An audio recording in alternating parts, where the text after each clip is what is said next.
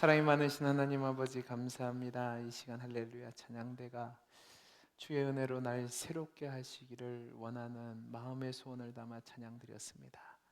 이 찬양을 받아주시고 우리 사랑하는 찬양대와 우리 모든 성도님들이 하나님이 새롭게 하시는 놀라운 은혜를 경험케 해 주옵소서.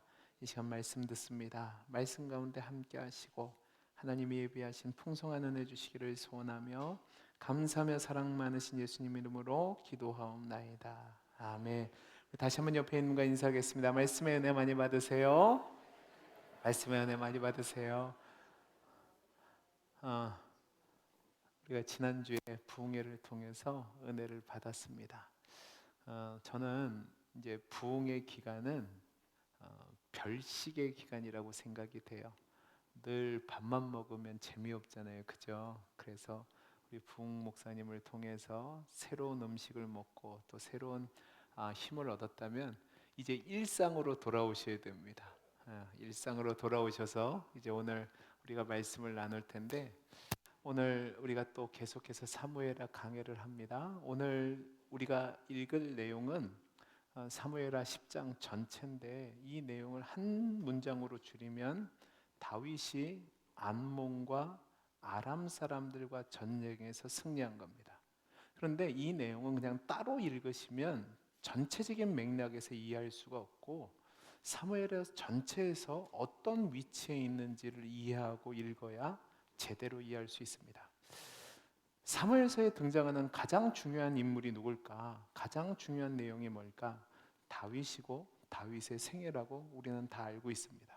그런데 그 내용 중에서 사무엘 하의 내용은 다윗이 왕으로 등극한 이후에 이제 1장부터 10장까지는 다윗의 생애에 있어서 정점으로 올라가는 상승 곡선의 이야기를 하고 있습니다. 그 중에서도 가장 핵심이 어딜까? 가장 정점이 어딜까? 7장에 나오는 하나님께서 다윗과 영원한 왕조의 언약을 맺으시는 내용입니다. 그런데 그 정점을 기점으로 해서 이제 앞으로 우리가 살펴볼 건데, 다윗의 생애는 올라가는 것이 아니라 하강 국면으로 내려서게 됐고, 이제 가장 깊은 그 절벽 아래라고 할 수 있는 밧세바 사건을 향해서 가고 있습니다. 그래서 지금까지 사무엘하 기자가 1장에서 10장까지는 이스라엘의 이상적인 왕인 다윗 왕의 모습을 강조해서 이야기했다면, 이제는 인간 다윗, 흠 많고 실수투성이고 고난의 연속을 사는 그 다윗의 모습을 보여주게 됩니다. 그래서 우리는 이제 오늘 말씀 이후에 이제 이스라엘의 영웅으로 등장했던 다윗이라는 사람이 밧세바를 취하는 과정에서 보여줬던 배신과 속임수와 간음과 살인과 같은 죄악된 모습을 보이고, 그로 인해서 그 생애가 고통과 상처와 수치와 모욕과 어려움으로 연속되는 인생을 보게 될 겁니다. 그런데 그럼에도 불구하고 이 다윗이란 인물이 사울과 다른 이유는 뭐냐? 제가 말씀드렸던 것처럼 사울이란 인물은 하나님께 반역한 이후에 하나님 없는 인생을 살다가 그의 인생을 낭비하고 마무리하게 됩니다. 그러나 다윗은 이 사울과 달리 하나님의 은혜 아래 사는 존재로서 비록 죄는 짓고 그 죄값으로 힘든 인생을 살지만 하나님 은혜를 구하고 회개하고 돌이켰을 때 하나님이 그를 용서하시고 지키시고 자비를 베푸셔서 그 환난과 어려움이 결국은 그에게 복으로 임하는 인생을 살게 하시기 때문에 다른 인생의 삶을 사는 겁니다.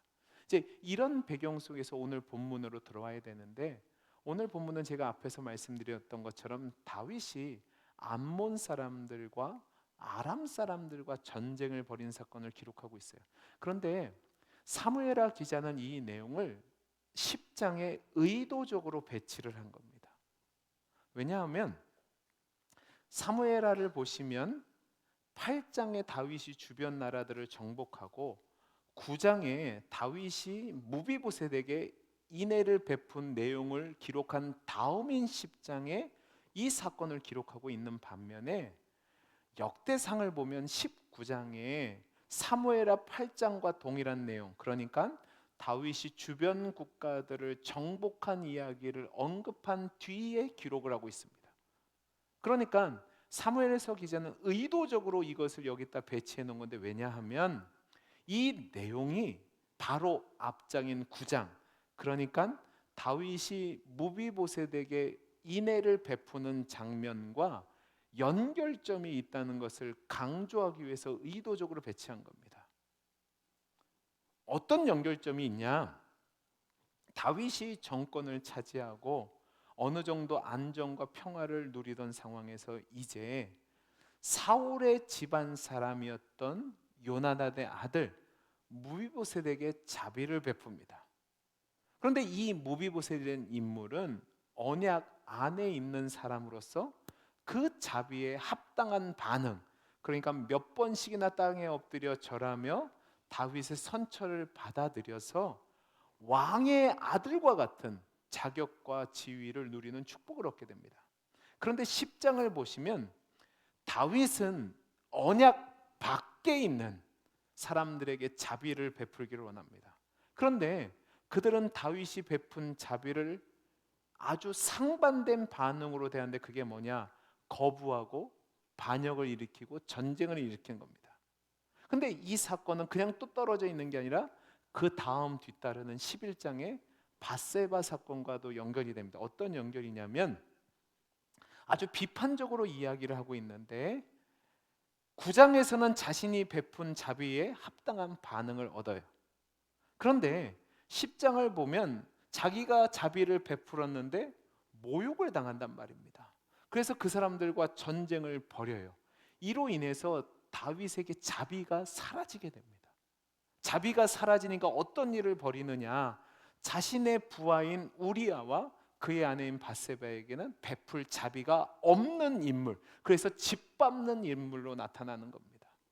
전쟁에 나간 부하의 아내와 간음을 하고 자신의 죄를 숨기기 위해서 자비를 베풀어야 될 부하를 매정하게 죽이는 모습을 보이죠. 이 그림 속에서 이제 오늘 본문을 보셔야 되는데, 오늘 본문의 내용을 대략적으로 살펴보면 먼저 1절과 2절 말씀을 보면 이렇게 되어 있습니다. 암몬 왕 나하스란 사람이 죽게 되니까 다윗이 그 사람이 나에게 은혜를 베풀었는데 내가 이제 그 아들에게 은혜를 베풀어야겠다고 생각하고 자신의 신하들 가운데 몇을 불러서 조문 사절단을 보냅니다. 여러분, 그러면 우리가 생각해야 될 게 있어요.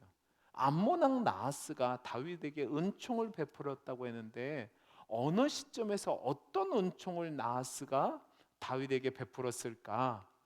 명확한 기록은 없지만 우리가 역사적으로 보면 대략적으로 추론할 수가 있어요. 어떤 추론이냐면 이 나하스란 인물이 어떤 인물이냐 하면 사무엘상 11장에 등장하는 인물입니다. 이 사무엘상 11장을 보면 이 나하스는 과거에 사울 왕에게 패배한 경험이 있는 암몬 자손의 왕입니다. 사무엘상 11장의 내용이 뭐냐면 이 나하스란 인물이 길앗 야베스를 에워싸고 잔인한 조건을 걸면서 항복하라고 해요. 근데 이 이야기를 듣고 길앗 야베스 사람들이 사울에게 도움을 청하니까 사울이 이때 이미 왕으로 선출은 되었지만 자신의 집에서 아직 농사를 짓고 있었어요. 근데 이 이야기를 듣고 이스라엘 사람들을 다 모으고 나하스와 전쟁에서 승리를 거둡니다. 그래서 이스라엘의 왕으로 공식적으로 등극을 하게 돼요. 그러니까 이 장면 이후를 보면 자연스럽게 사울과 나하스는 원수지간이 됐을 겁니다. 그런데 이 나하스와 다윗이 공통점이 있어요. 그게 뭐냐? 다윗도 사울에게 핍박을 받아서 여기저기 도망가는 신세가 됩니다. 아마 이때 나하스가 동병상련이라고 같은 공통점이 있는 다윗에게 도움을 주지 않았을까? 그래서 좋은 관계를 유지 않았을까라고 생각해 볼 수 있습니다. 어찌 되었든지 간에 오늘 본문을 보면 나하스가 다윗에게 은혜를 베풀었다는 것 때문에 다윗은 그 은혜를 잊지 않고 진심으로 그의 죽음을 애도하며 조문하는 사절단을 보낸 겁니다. 근데 여러분, 고대 근동에서 한 왕이 죽었을 때 사절단을 보낸다는 것은 우호국으로 당연히 해야 될 그 관례였습니다. 그런데 이러한 다윗의 헤세드, 그러니까 자비에 근거한 친절한 행위를 고맙게 받아들여야 되는 나하스의 아들 한온과 그의 신하들은 불신과 의심으로 대항을 해서 다윗이 보낸 사절단에게 아주 수치스러운 행동을 하게 합니다. 국제 관례를 어그러뜨리는 행동을 하는데 그 내용이 3절과 4절이에요. 어떻게 하죠?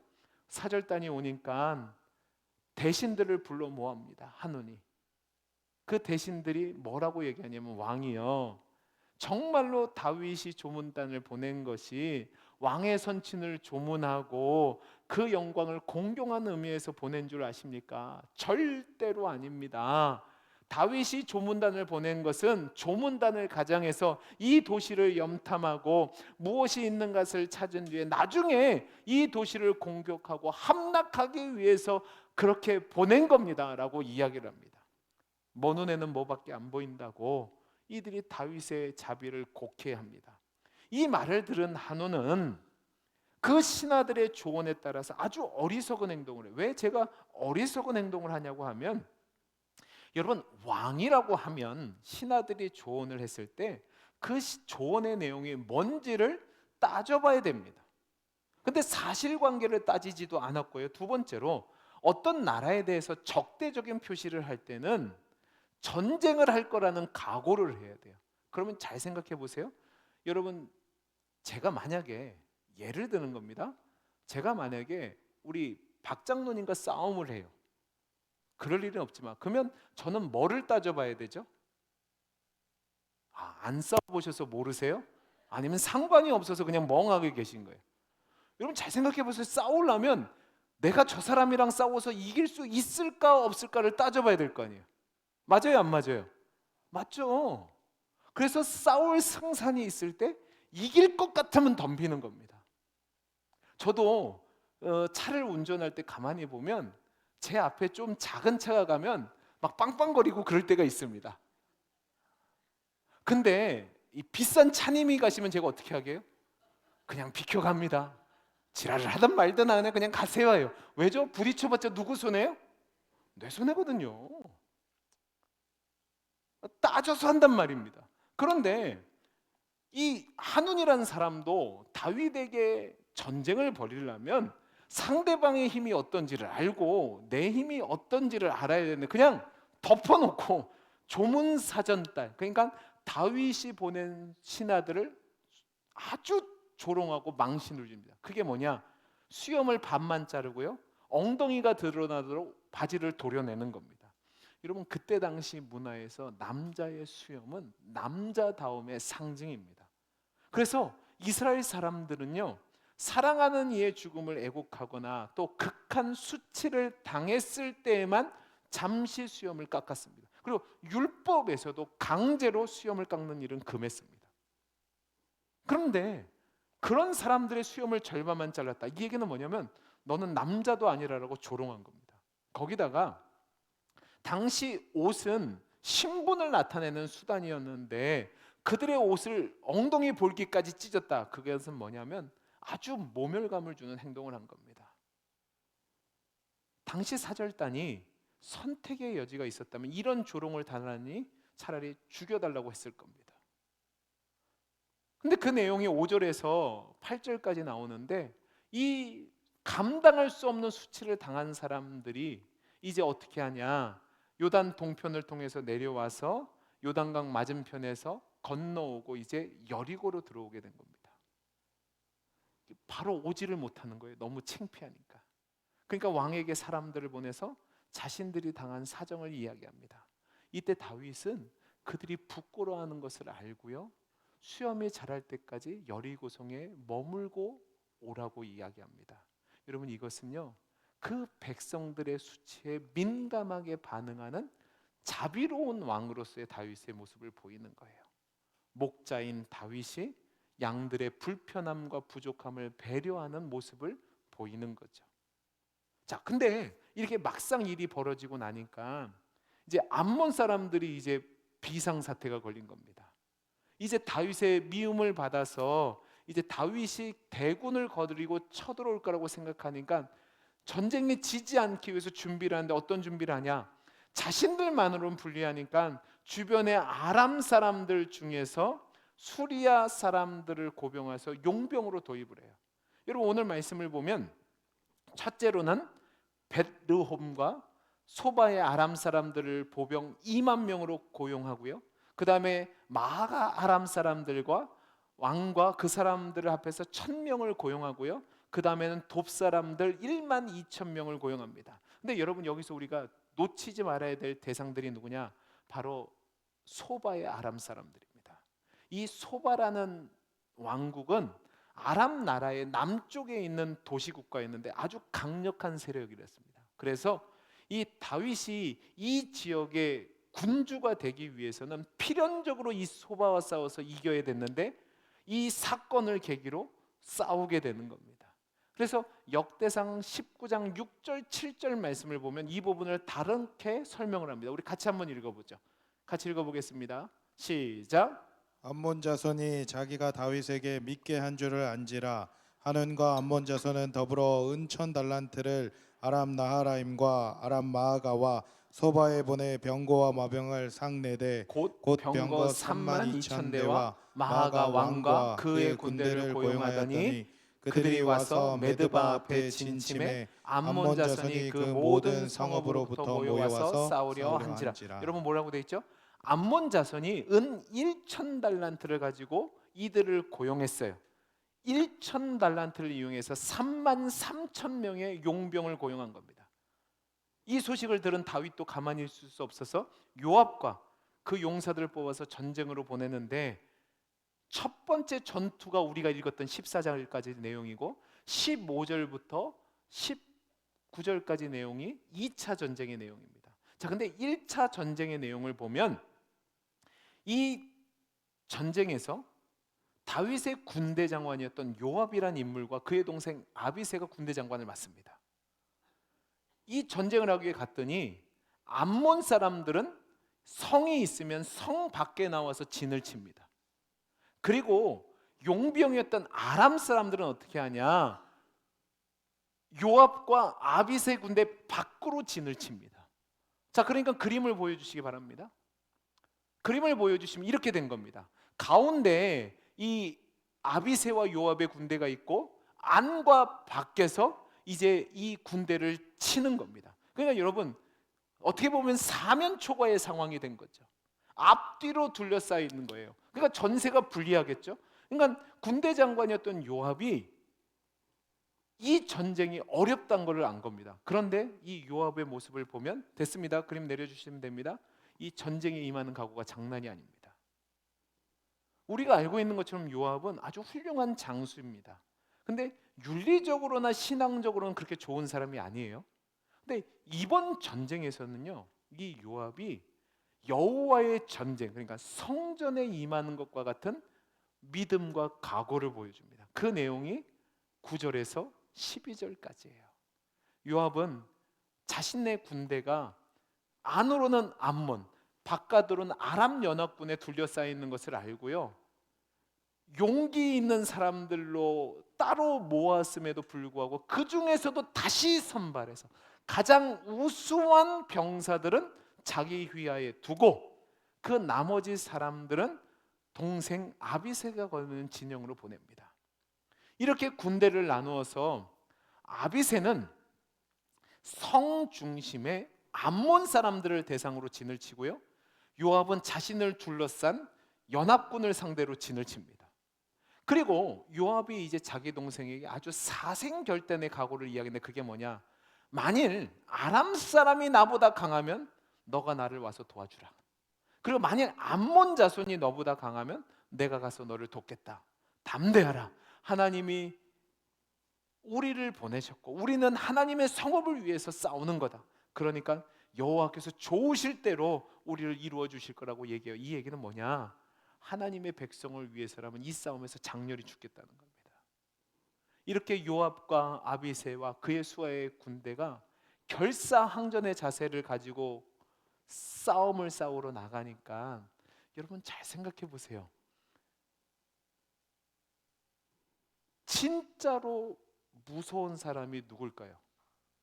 너 죽고 나 죽고입니다. 그죠? 너 죽고 나 죽고 하면 답이 없어요. 지금 요압은 너 죽고 나 죽고예요. 근데 아람 용병들은 지금 뭐 받고 왔죠? 돈 받고 왔어요. 근데 이 돈 받고 왔는데 목숨을 걸라고 할까요? 안 걸라고 할까요? 안 걸라고 하죠. 그러니까 도망을 하는 겁니다. 도망을 하게 된 거예요. 근데 여러분 이것은 실제로는 하나님의 요압의 믿음을 보시고 그의 군대에게 주신 은혜였고 또 이스라엘의 백성들과 왕인 다윗에게 주신 은혜였습니다. 근데 이제 자 밖에 있는 연합군이 도망갔어요. 그러니까 암몬 자손은 이제 아비새와 진을 치고 있는데 아람 사람들이 도망하는 걸 보고 자기는 싸워서 이겨요, 못 이겨요? 못 이길 것 같으니까 성문 안으로 들어서 문을 잠가버려요. 이게 1차 전쟁입니다. 이때 요압은 암몬 수도인 납바성을 포위하든지 공격할 수도 있었는데 그렇게 하지 않고 회군해서 예루살렘으로 돌아옵니다. 이렇게 해서 암몬 자손이 패배한 다음에 아람 사람들이요 자기가 다윗의 군대에 패배했다는 걸 알고 그냥 가만히 있으면 좋을 텐데 자존심이 상하니까 명화를 회복하기 위해서 더 큰 군대를 이끌고 오는데 그래서 2차 전쟁을 벌이는 게 15절부터 19절까지입니다. 우리 한번 같이 읽어볼까요? 안 읽었으니까 같이 읽어보겠습니다. 시작. 아람 사람이 자기가 이스라엘 앞에서 패하였음을 보고 다 모임에 하다데셀이 사람을 보내 강 건너쪽에 있는 아람 사람을 불러내매 그들이 헬람에 이르니 하다데셀의 군사령관 소박이 그들을 거느린지라. 어떤 사람이 다윗에게 알림해 그가 온 이스라엘을 모으고 요단을 건너 헬람에 이르매 아람 사람들이 다윗을 향하여 진을 치고 더불어 싸우더니 아람 사람이 이스라엘 앞에서 도망한지라. 다윗이 아람 병거 700대와 마병 4만 명을 죽이고 또 그 군사령관 소박을 치매 거기서 죽으니라. 하다데셀에게 속한 왕이 자기가 이스라엘 앞에서 패배함을 보고 이스라엘과 화친하고 섬기니 그러므로 아람 사람들이 두려워하여 다시는 암몬 자손을 돕지 아니하니라. 자 보세요.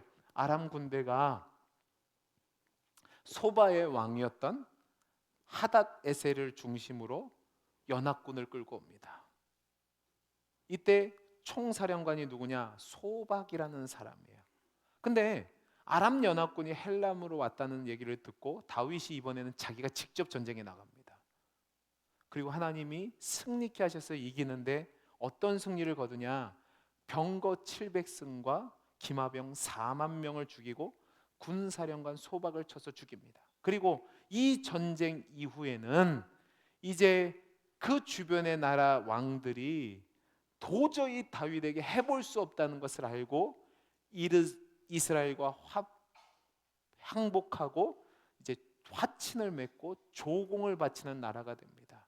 그리고 이후로는요, 제가 아까 얘기했죠. 소바라는 나라가 굉장히 강력한 도시 국가였는데 다시 힘을 회복하지 못하고 이스라엘은 완벽한 군주의 나라로 서게 됩니다. 그리고 암몬 사람들과 이제 함께하지 않았다라고 이제 기록되고 있죠. 그러니까 이게 어떻게 된 거냐? 우리가 앞에서 살펴봤던 것처럼 암몬의 한온이 어리석은 결정을 해서 이런 결과를 오게 된 거예요. 여러분 아까 은 1,000달란트라고 했는데 그게 얼마나 많은 양이냐면 은 34,000kg입니다.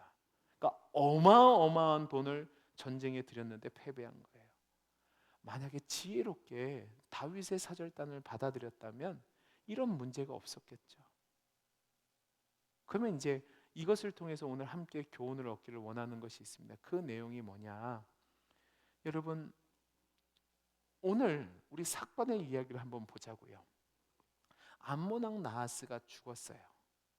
이때 다윗은 자기가 받았던 은혜를 기억하고 그의 아들 한온에게 은총을 베풀기 위해서 조문사절단을 보냈습니다.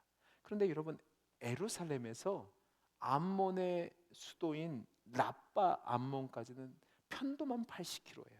그러니까 가까운 거리가 아니란 말입니다. 그리고 지금 다윗의 위치는 굳이 사절단을 보내지 않아도 되는 위치였습니다. 그런데 다윗은 선왕이었던 나하스가 구체적으로 무엇인지는 알 수 없지만 자신이 어려울 때 도움을 주었다는 것 때문에 진심으로 이 은혜를 기억하고 그의 아들 한온에게 은혜를 갚으려고 조문사절단을 보냈습니다.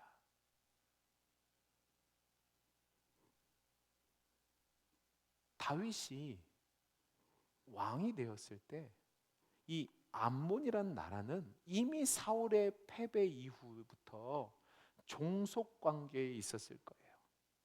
근데 그 종속 관계 나라에 다윗이 조문사절단을 보냈으면 이 한우는 감사하게 받아들여야 됩니다. 근데 그렇게 여기지 않아요. 이제 이 부분을 우리가 살펴봐야 돼요.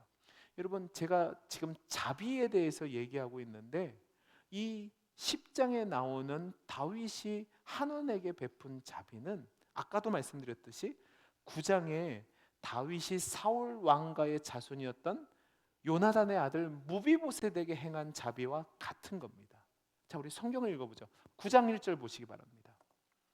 9장 1절 여러분 생각하면서 읽어보세요. 시작. 다윗이 이르되 사울의 집에 아직도 남은 사람이 있느냐? 내가 요나단으로 말미암아 그 사람에게 뭐요? 은총을 베풀리라 라고 되어 있습니다. 그 다음에 10장 2절 보세요. 10장 2절도 같은 패턴입니다. 잘 보세요. 시작. 다윗이 이르되 내가 나하스의 아들 한온에게 뭐요? 은총을 베풀되 그의 아버지가 내게 은총을 베푼 것 같이 하리라 라고 되어 있습니다. 자, 9장에서 다윗은 이스라엘 백성이었지만 그의 대적 사울의 후손인 무비보셋에게 인애를 베풉니다. 근데 10장에서는 암몬 사람이지만 자신에게 호의를 베풀었던 그 사람의 아들 한온에게 인애를 베풉니다. 그런데 9장을 보시면 그 은혜로운 제안에 대해서 깊은 감사를 얻지만 10장에서는 악에 찬 조롱을 당하게 됩니다. 사절단의 수염의 절반을 자르고 옷의 볼기까지 잘라 보냈단 말입니다. 참을 수 없는 모욕과 수치를 안겨주는 행위를 한 거죠. 근데 저는 이것을 통해서 저와 여러분이 이 세상을 살아감에 있어서 복음을 전하는 자로 살아갈 때에 그 세상이 우리를 대하는 모습을 보게 되는 겁니다. 여러분, 저와 여러분은 하나님의 은혜를 입은 사람들입니다. 아멘이십니까? 하나님께서 저와 여러분을 사랑하셔서 그 하나님의 자비와 사랑 가운데 예수 그리스도를 이 땅에 보내셨고 그 예수 그리스도를 통해서 우리가 구원함을 받았단 말입니다. 그리고 그 믿음으로 받은 구원의 은혜를 이제 하나님의 자녀로서, 하나님의 대사로서, 그리스도의 향기로서 세상에 나가서 전하는 자가 되는 거죠. 우리는 보내심을 입은 자입니다. 그래서 우리는 이 세상에서 살아갈 때에 이 사랑을, 세상을 사랑하시는 그 하나님의 은총과 자비와 사랑을 널리 전하는 그리스도의 세상의 대사로 보내심을 받은 자로 살아갑니다. 근데 문제는 저와 여러분이 그 복음을 전할 때에 그 복음을 받아들이는 사람들이 다 동일하게 반응을 하지 않는다는 사실입니다. 어떤 사람들은 옥토와 같이 받아들일 수 있습니다.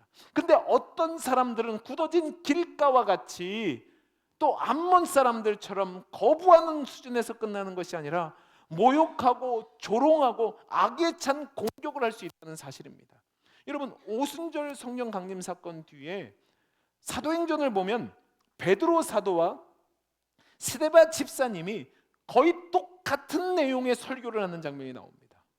그런데 베드로는 예루살렘에 모인 믿지 않는 사람들에게 그리스도의 복음을 전했을 때에 수많은 사람들이 회개하고 돌이키고 하나님의 은혜 안으로 들어와 그리스도의 은총을 입은 자가 되고 교회가 세워지게 됩니다. 반면에 스데반 집사님은 사내들인 공의회에서 오히려 베드로보다 훨씬 더 훌륭한 설교를 하게 됩니다. 그리스도의 복음을 전하게 되죠. 그런데 그는 신성모독을 행한 자라는 죄명으로 재판도 받지 않고 돌에 맞아 죽습니다. 여러분, 이것을 어떻게 생각해야 될까요? 저와 여러분은 주님의 성령이 우리에게 임함으로 말미암아 우리는 가난한 자에게 복음을 전하고 포로된 자에게 자유를 주고 눈먼 자들에게 다시 보게 하며 눌린 자들을 자유하게 하는 주의 은혜의 복음을 전하는 대사로 보내심을 받았습니다. 아멘이십니까? 그래서 우리는 이 세상에 살아갈 때에 주님을 알지 못하는, 하나님의 은혜를 알지 못하는 자들에게 진정한 위로와 평안과 생명과 축복을 주는 그 은혜의 복음을 전하는 자로 살아가야 된단 말입니다. 우리는 보냄을 받았으니까 당연히 그 일을 해야 돼요. 그런데 그 은혜를 증거할 때 늘 합당한 반응만 있는 것이 아니라는 말입니다. 무비보셋 같이 원수의 자식이지만 그 은총을 감사함으로 받아들이고 감사를 표현하는 사람들이 있을 수 있습니다. 그러나 한운같이 은혜 입은 자의 아들이라고 생각해서 은총을 베풀었는데 조롱과 모욕과 수치와 공격을 당할 수 있단 말입니다. 근데 여러분, 시대가 지나면 지날수록 여러분을 호의하고 여러분을 환대하고 여러분에게 감사하는 사람들보다는 여러분을 조롱하고 멸시하고 공격하는 사람들이 점점 많아질 겁니다. 여러분이 복음을 전하는 의도를 곡해하고 말입니다. 왜 그럴까요? 사단에게 사로잡히고 그들의 눈이 띄어지지 않아서 그런 겁니다. 그래서 우리가 전하는 그 생명의 복음, 위로의 복음, 사랑의 복음이 그들에게 받아들여지는 것이 아니라 오히려 튕겨져 나가게 되고 수치와 조롱을 당하게 되는 거죠. 터무니없는 비난과 엉터리 사실을 호도하며 전할 수 있습니다. 근데 여러분, 낙심하지 마시기 바랍니다. 왜 낙심하지 말아야 되냐? 다윗이요, 이 조롱을 당하고 모욕을 당하고 돌아온 사신들을 자신처럼 생각했습니다. 그래서 이 사절단을 위로하고 배려한 뒤에 이 종들을 모욕한 암몬을 심판한 것처럼 하나님께서 저와 여러분을 배려하고 위로해 주시고 동시에 여러분을 위해 싸워 주실 것을 믿으시기 바랍니다. 여러분, 요한복음 3장 16절 말씀이 뭐죠? 하나님이 세상을 이처럼 사랑하사 독생자를 주셨으니 이는 저를 믿는 자마다 멸망치 않고 뭐요? 영생을 얻게. 근데 여기서 끝이 아니에요. 믿지 않는 자에게는 뭐가 임해요? 심판이 임합니다. 저와 여러분은 하나님의 백성이고 그리스도의 대사이고 그리스도의 향기입니다. 그러면 우리는 보내심을 받은 자답게 그 말씀이 합당해 보이지 않고 어려웠고 또 힘들어도 충성되게 그 사명을 감당해야 될 줄로 믿습니다. 우리의 받은 사명이 뭡니까? 오직 성령이 너희에게 임하시면 예루살렘과 온 유다와 사마리아와 어디요? 땅끝까지 이르러 내 증인이 되라는 겁니다. 하나님이 이 세상을 사랑하셔서 아들 예수님을 보내셨고 그 예수님을 믿기만 하면 포로된 곳에서 자유함을 얻고 눈먼 곳에서 눈이 띄어지고 고통과 슬픔 가운데서 평안을 얻고 참된 생명을 얻게 되는 복음을 증거하는 증거자로 보냄을 받았단 말입니다. 여러분, 여러분이 행한 그 친절한 의도와 그 선한 호의에도 불구하고 조롱과 멸시와 배은망덕한 행위가 있을 수 있습니다. 그런데 낙심하지 마시기 바랍니다. 왜냐하면 결국 그리스도께서 저와 여러분의 원한을 풀어주실 것이기 때문에 그렇습니다. 그러니까 여러분이 있는 삶의 자리에서 그리스도의 복음을 증거하는 자로 살아갈 수 있게 되기를 바랍니다. 여러분, 올 한 해 우리 교회 표가 뭐죠? 사랑하며 살고 사랑하기에 전하는 겁니다.